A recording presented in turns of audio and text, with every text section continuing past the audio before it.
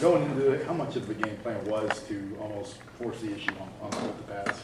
Force the issue on what? With passing the ball, it seemed like there was a more concerted effort to spread it out the ball. I mean, we've been working hard, trying to just continue to get more continuity and get better each week with the passing game. We know we're going to have to throw the ball at times to win football games in our league. We're going to have to be balanced and be able to take what defenses give us.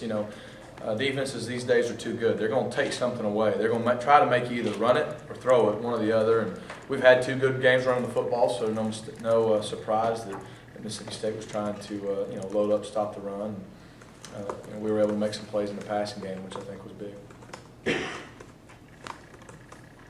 Or that final drive when you get the ball, 2 minutes left and 80-some-odd yards to go. What are you thinking?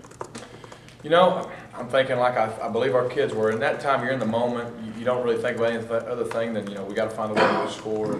That's something that we told our guys before the game that it's going to be a typical SEC game. It's probably going to come down to the very end. And the bottom line is going in your mind that we're going to find a way to win. And if you go in with that frame of mind, I think there's a lot of power in that. And I never once, we started out well. I wish we'd have scored more touchdowns in those first 3 drives, but we started out well again, and then we hit something with that second quarter right now, a little bit of a lull. And in the third quarter it was choppy here and there. We had a few turnovers, and you could sense that there was a little bit of frustration from the guys because we knew we could move the football, but we weren't really seeing the results. And our defense, man, they made a bunch of big stops, and it was almost like it was just we were due.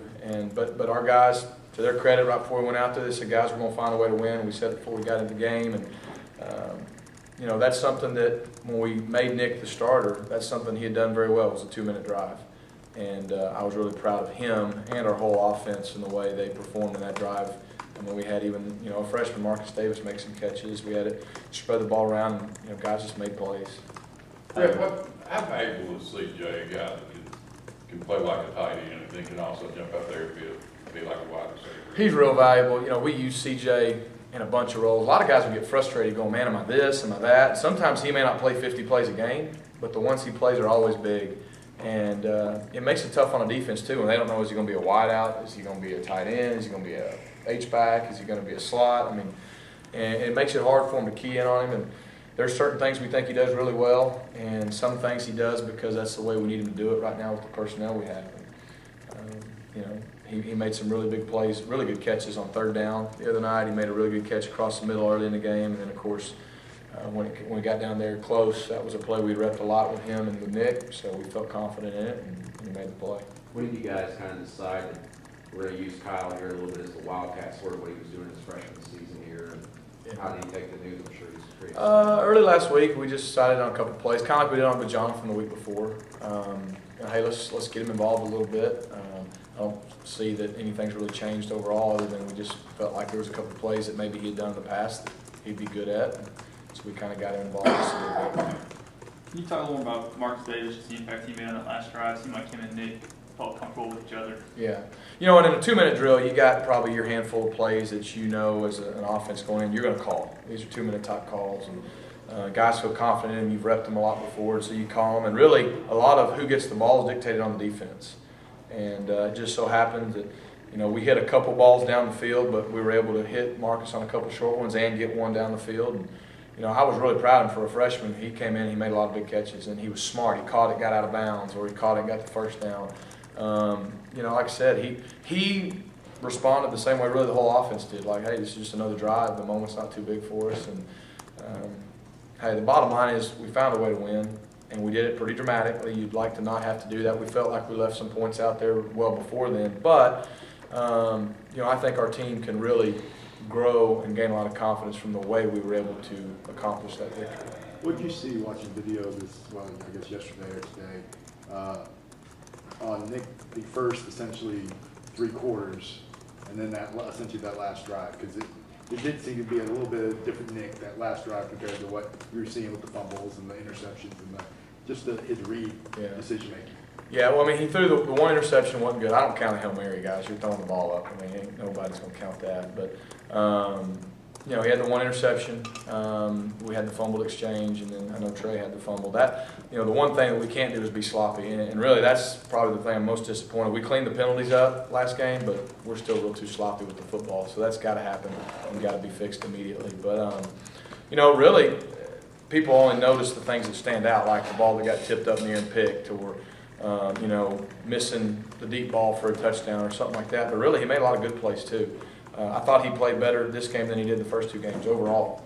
But there were some ups and downs, like always. But I do think just the bottom line is, you know, he's confident in himself and his teammates are confident in him that, hey, when the game was on the line, they just looked at each other. He told the defense before that last drive, said, hey, guys, get us the ball back, we'll go score. And, you know, Reese and everybody in the offense was rallying around the same thought. And they didn't blink, man. They just went and got the job done. Rhett, that improvisation ability that you guys talked about as far as how he got the job, when he has that bobbled snap and then hits Quan for the touchdown, when the ball is slotted away and he catches his own pass and goes for the Yeah, we work that every day, by the way. So 37-yard pass to yourself. I was going to ask you what the play sign was for that play. Oh, it's a secret, but we work it every day. Just throw it to yourself. Yeah, really, I'm mad he stepped out. It would have been a touchdown. So. But that improbability to have that long touchdown, to have the presence of mind to make that play. How much of what you saw Saturday was what you saw, which went into the decision that you weren't necessarily seeing the first 2 weeks? More of it. You know, I mean, we said when we named him the starter, we felt like he and our team would kind of be on the same parallel and that they would get better each week.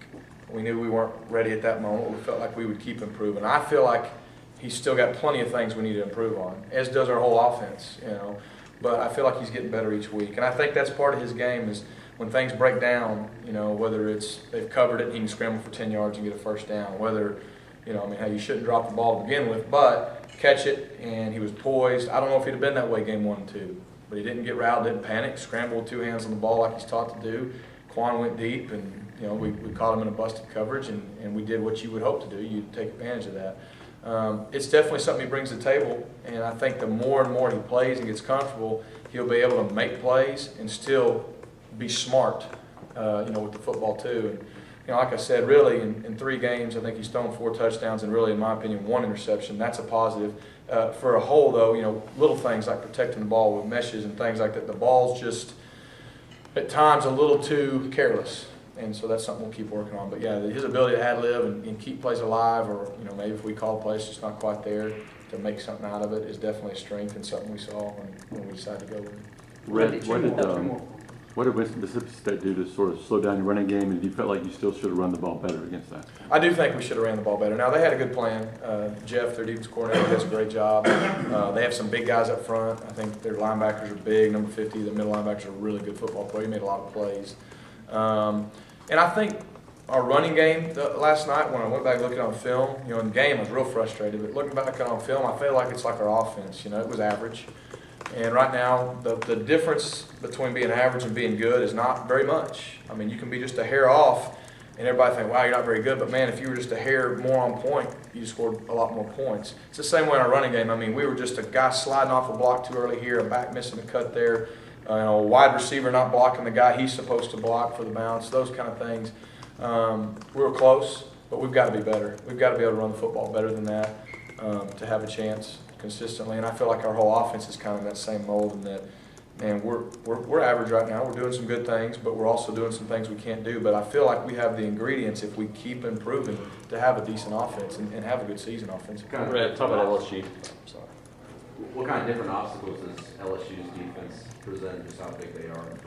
Yeah, I mean, speed, athleticism, long. You know, we saw the length last night. Mississippi State was long. I would think, you know, they're going to have probably better athleticism on the back end as well, which will allow them to do some things differently.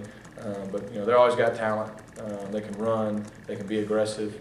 But you know what? We got good football players too. And so we got to have a great week of practice. We got to get a good plan for our guys together going into a great hostile environment. That's if you're a player, that's what you live for. I mean, I always like playing on the road more than home anyways. I mean, not because you don't love your fans, but you love going in there where it's just a team. It's just you and your guys, and you know you got a great challenge ahead, and that's what we definitely have this week. But Coach Chavis and that defense are always really good.